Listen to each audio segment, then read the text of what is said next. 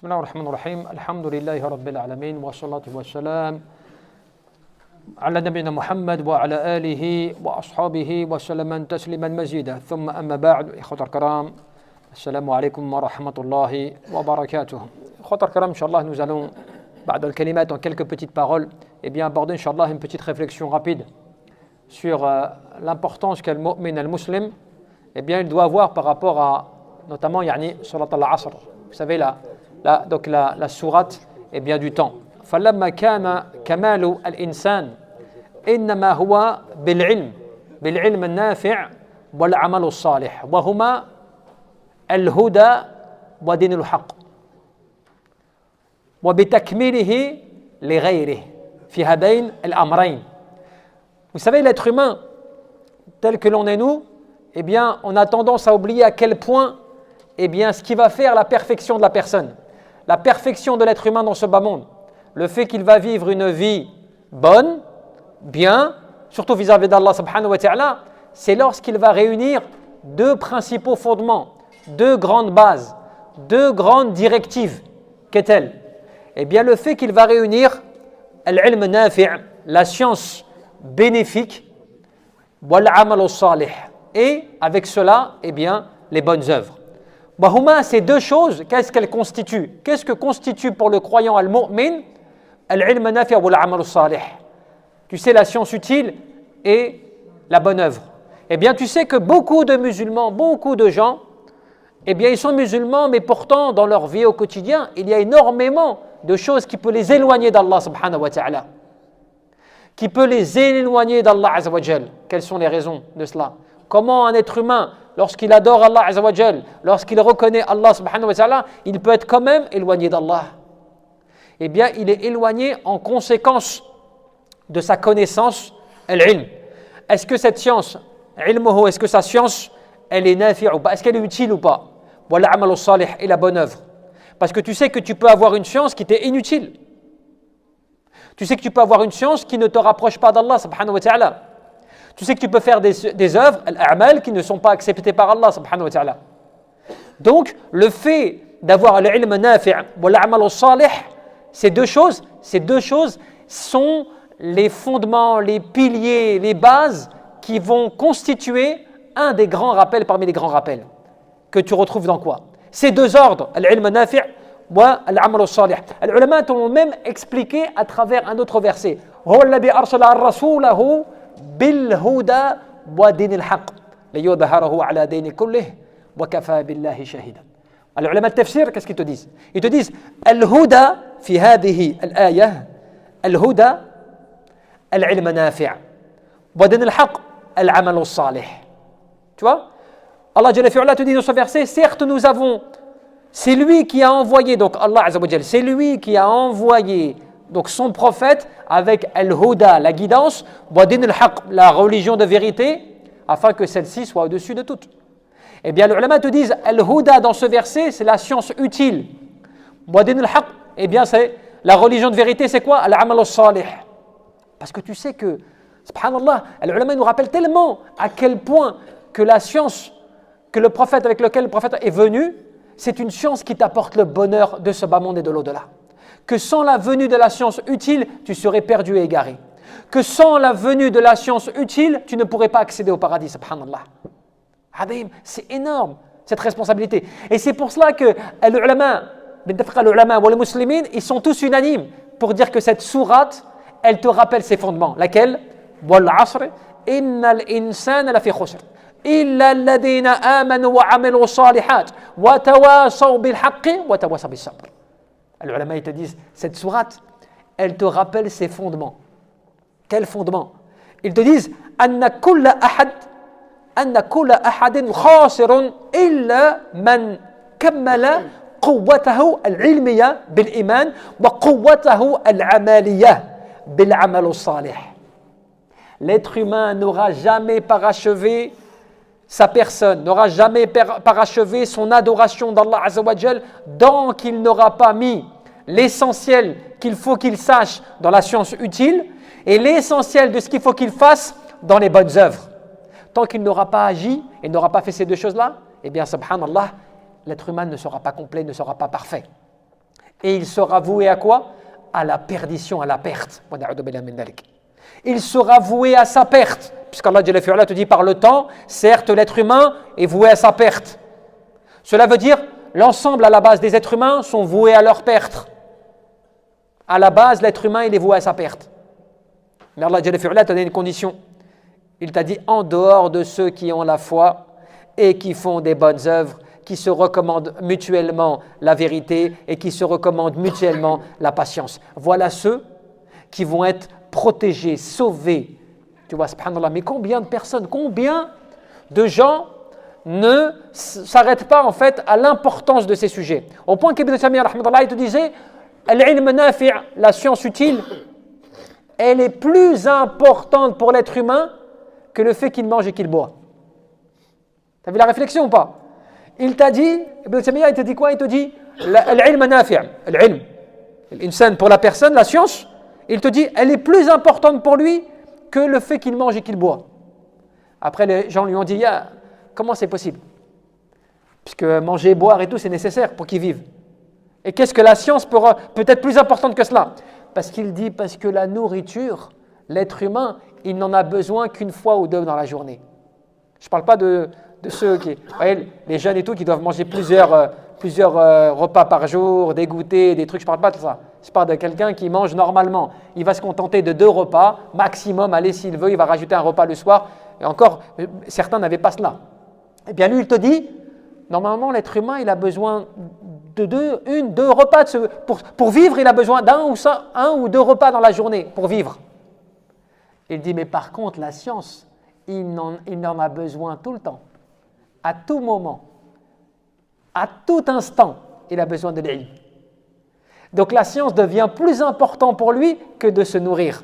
Cela ne veut pas dire que tu ne manges pas, tu ne te nourris pas. Tu te nourris, mais tu vas t'arrêter au minimum nécessaire pour vivre. Mais ta science, elle est bien plus importante. Parce que la science, c'est elle qui va te permettre de savoir est-ce que ce que tu fais, c'est bien ou pas?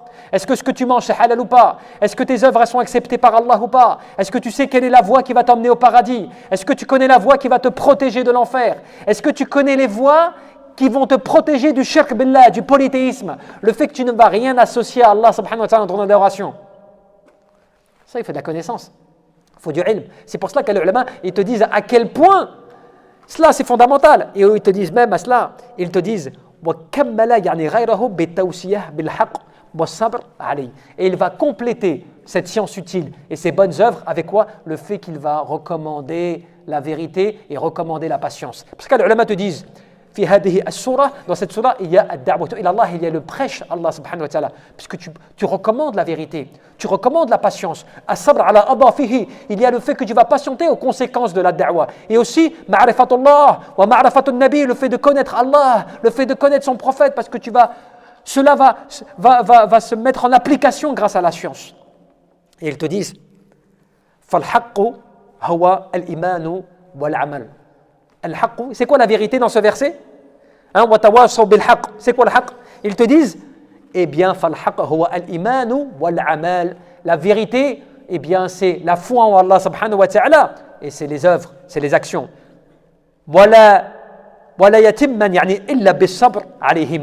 Et tu sais que tu ne pourras jamais compléter, rassembler ta foi avec tes œuvres, si ce n'est avec quoi? Avec la patience. Bah oui, parce que tu sais, quand tu adores Allah Azza wa Jal, quand tu fais des prières, tu adores Allah Azza wa Jal, ça nécessite de la patience. Il y a des gens qui n'arrivent pas à faire la prière. Il y a des gens qui n'arrivent pas à trouver le temps de prier. Il y a des gens qui ne lisent pas le Coran, des fois de toute la semaine. Ils considèrent qu'ils n'ont pas le temps. Il y a des gens qui ne font que quelques doigts comme cela, le matin, un peu le soir. Ils ne trouvent pas le temps d'invoquer, d'apprendre. Tu vois? Donc ça nécessite de la patience. C'est pourquoi Allah Jalla fi'ala fait surat al-Baqarah, qu'est-ce qu'il te dit? واستعينوا بالصبر والصلاة, يعني c'est-à-dire le fait واستعينوا يعني بالصبر والصلاة إن الله مع الصابرين. Recherche, eh bien, le secours auprès d'Allah. Qu'est-ce que tu vas rechercher? La patience. À travers quoi? À travers la prière. Le fait que tu vas prier, ça va t'amener de la patience, de la résistance. Parce que tu sais, on oublie des fois les gens quand ils pensent que quand tu leur dis prie, où c'est important de faire la prière, ils pensent que la prière c'est juste parce que oui, tu as vu, je suis musulman, je prie, je fais les mouvements, je prie. Non, la prière, c'est comme si tu branchais tu vois, ta lumière, ton électricité de ta pièce ou de ta chambre, tu la branches dans une prise électrique. Tu vois, quand tu branches comme cela, tu vois toute l'énergie qui te permet d'éclairer ta pièce, d'allumer ta pièce, tu vois, d'y voir plus clair. Eh bien, ta prière, c'est une connexion qui te permet d'y voir plus clair, de te renforcer avec Allah Azza wa Jal. Tu vois, de brancher, subhanallah, ta connexion, ton adoration d'Allah Azza wa Jal, yani bil iman wal amal salih. Et c'est comme cela qu'on te dit que, eh bien, وَالتَّوَصِّ بِهِمَا كَمَا حَقِيقًا بِالْإِنسَانِ أَنْ يُنْفِقَ يعني ساعة عمره. Parce que tu sais que l'importance, pourquoi Allah Jalla fi'ala a parlé du temps, parce que par le fait qu'il a juré par le temps, parce que le temps c'est l'essentiel important, tu sais, pour la personne. Toi tu vas recommander la personne à quoi? À préserver son temps aussi. Fais attention à ton temps, tu ne vas pas vivre longtemps. Attention, les années que tu vas vivre, elles vont passer vite. Attention, tu ne sais pas à quel moment, mais rapidement, tu pourras te retrouver sous terre. Plus sur la terre, sous terre. Profite des moments que tu as, profite du temps que tu as, profite des occasions que tu as, tu vois, pour adorer Allah subhanahu wa ta'ala. Eh bien, ils te disent à l'ulama par rapport à cela.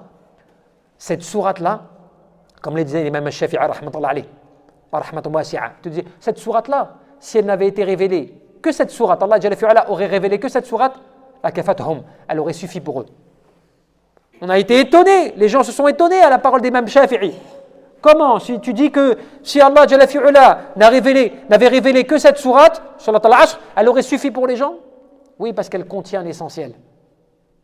Pour celui, tu vois, qui va la méditer, et quand tu vas revenir eh ben, tu vas comprendre à quel point elle est essentielle. Parce qu'avec l'Asr, le temps, il te parle de la principe du temps. Pourquoi le temps? Le temps, Allah Jalla fi'ala a créé tout par le temps. Allah Azza wa Jalla te donne même des notions de temps, même dans sa propre création des choses. Tu vois, qu'il a créé Allah Jalla fi'ala te donne un temps, qu'il a créé les cieux et la terre, ce qu'il y a entre les deux en 6 jours. Il te donne une notion de temps. Allah Jalla fi'ala, s'il le voulait, il n'a simplement à dire soit et la chose elle est, n'est-ce pas? Donc il n'a pas besoin de cela, mais c'est pour nous dire le temps, comment il est important dans la vie du croyant, tu vois. Et en plus dans cette sourate, Allah Jalla fi'ala te dit, à la base vous êtes voués à la perdition, vous êtes voués à la destruction. Si vous étiez laissé à vous-même, s'il n'y avait pas la grâce d'Allah Azza wa Jalla et sa miséricorde sur vous, vous seriez déjà perdu, vous vous seriez détruit vous-même. Mais Allah Jalla fi'ala te dit, eh bien ceux qui vont être sauvés de cela, eh bien tu les reconnais. Illa alladhina amanu, ceux qui ont la foi, al-iman billah azza wa jal, wa rasulih, en son prophète, wa kutubih, tu vois, wa malaikati, yani en ses anges, en ses livres, tout cela. Wa bil yawm al-akhir, wal ba'th ba'da al-maut, le fait de croire en l'au-delà, de croire en la résurrection, eh bien cela, ça sauve la personne de croire en cela. Tu vois? Wal amal salih, tu vois, avec la bonne œuvre. Qui va faire des bonnes œuvres, qui va agir en conséquence, et bien sûr qui va recommander la vérité et qui va recommander la patience. Tu vois? Et pour terminer, ibadallah, c'est là que tu comprends que lorsqu'on te dit que cette sourate, eh bien, quand tu vas réfléchir dessus, comme le disait Ibn al-Qayyim rahmatullah alayh, il te disait aussi dans une de ses paroles, il te disait وَلَيْسَ ذَلِكَ إِلَّا بِالْإِقْبَالِ عَلَى الْقُرْآنِ وتفهمه وتدبره واستخراج يعني كنوزه وإثارات دفائنه. Il te dit cela, tu vas le comprendre, cela, tu vas l'analyser, cela, tu vas le méditer grâce à quoi? Il te dit à partir du moment où la personne va revenir au Coran et que ce Coran, elle va essayer de le comprendre, elle va essayer de le méditer et elle va essayer, qu'est-ce qu'il dit comme formulation? Il te dit واستخراج كنوزه, et il va en tirer ses trésors. Il va en tirer ses trésors. Parce que vous savez que dans le Coran, il y a des trésors extraordinaires qui se dévoilent, tu vois, au fil du temps, selon les générations. Tu vois, Ibn Taymiyyah, rahmatullah, une fois, à la fin de sa vie, Ibn Taymiyyah, eh bien, quand il était dans les derniers moments de sa vie, puisqu'il est mort lui-même en prison, il a parlé à ses élèves, et notamment Ibn al-Qayyim, il disait, il s'est consacré qu'au Coran, à la lecture et à la méditation du Coran, au point qu'il a dit lui-même c'est comme s'il regrettait tout le temps précédent sur lequel il ne s'est pas consacré, tu vois, à la méditation du Coran. Parce qu'il considérait que dans les moments dans lesquels, pourquoi est-ce qu'il s'était consacré à ce moment-là? Parce qu'on l'avait privé de plumes, d'écriture, on l'avait privé de feuilles d'écriture, on l'avait privé de tout. Il lui restait que le Coran. Tu vois, il lui restait que le Coran. On l'avait privé de tout parce qu'on ne voulait plus qu'il écrive, on ne voulait plus qu'il donne des fatwas, on ne voulait plus rien. Donc, on l'a privé de tout. Et il lui restait que le Coran. Et donc, on dit qu'en l'espace de 3 jours, regardez bien la situation, on dit qu'en l'espace de 3 jours, il aurait récité le Coran environ 80 fois. 80 fois, subhanallah. Et en plus de cela, il dit à la fin, j'ai découvert dans le Coran des choses qui me font regretter tout le temps passé dans lequel je ne me suis pas consacré à cela. Alors qu'il était arrivé au summum de sa vie, puisqu'il était à la fin de sa vie, c'était subhanallah. Donc, ces paroles-là, des fois, tu te dis, subhanallah, nous, on est passé vraiment à côté, quoi. Tu vois, on passe à côté, quoi. Tu sais, il y a des choses, on ne comprend pas. Du trésor qu'il y a à l'intérieur de cela. Là, la méditation qu'on tire d'une petite sourate, tu peux tirer des fois des choses extraordinaires, subhanallah, fi waqi'ik. De ton contexte personnel, subhanallah, tu peux trouver des choses extraordinaires à travers cette sourate, à travers plein de choses même du Coran, subhanallah. Et c'est comme ça, ibadallah, que l'importance, tu vois, mais comment tu le tires, on en revient à la base, c'est comment tu tires cela? Bil-ilm an-nafi' wal 'amal as-salih. C'est la science utile et la bonne œuvre, tu vois, les bonnes œuvres qui vont t'emmener à trouver ces choses-là. Tu vois, c'est pas autre chose. C'est pour ça que plus tu t'éloignes de cela, plus tu perds ton objectif, tu perds ta voie, tu perds le huda, yani. Tu vois, sur le mustaqim, tu le perds.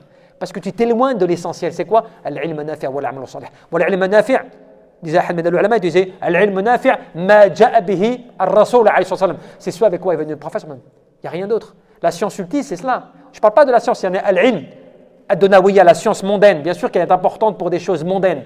Je te parle de la science utile. Utile pourquoi? Pourquoi on dit l'ilm nafi'? L'ilm nafi', c'est la science qui va te purifier le cœur pour savoir comment tu dois adorer Allah, comment tu dois agir dans ce bas monde pour rencontrer Allah de la meilleure des façons. C'est la meilleure science. Quelle autre science peut te donner ces secrets, subhanallah? Et Allah, il te donne un secret à travers le Coran. Il te dit, tiens, le Coran maintenant, médite-le, vas-y, parce que le Coran, il est comme cela. Il va te donner tous ces trésors si tu vas réfléchir dessus, si tu vas l'analyser, si tu vas le pratiquer. Ahmed al-ulama, parmi un savant contemporain, il te disait même celui qui, amal al-Qur'an, celui qui va agir, bimafi, avec ce qu'il y a dans le Coran, il va agir. Pourtant, il ne maîtrise pas le Coran. Mais il va mettre en pratique ce qu'il comprend du Coran. Il va le méditer, le mettre en pratique. Il dit فَإِنَّهُ مِنْ أَهْلِ الْقُرْآنِ. Il va faire partie des gens du Coran. Regarde là. Quelle la miséricorde d'Allah Azza wa Jal. Allah, il te donne tous les moyens pour te rapprocher de lui et te faire pardonner et d'être même au plus haut niveau. Et qu'est-ce qui va faire la différence? L'ikhlas, la sincérité, l'ilm nafi', la bonne connaissance que tu vas avoir du Coran pour la mettre en application, tu vois, wal amal salih, et tu vas passer à l'action. Tu vas passer à l'action. Tu vois? الله أعلم. نسأله تبارك وتعالى أن يرزقنا الإخلاص في القلب والعمل والنية.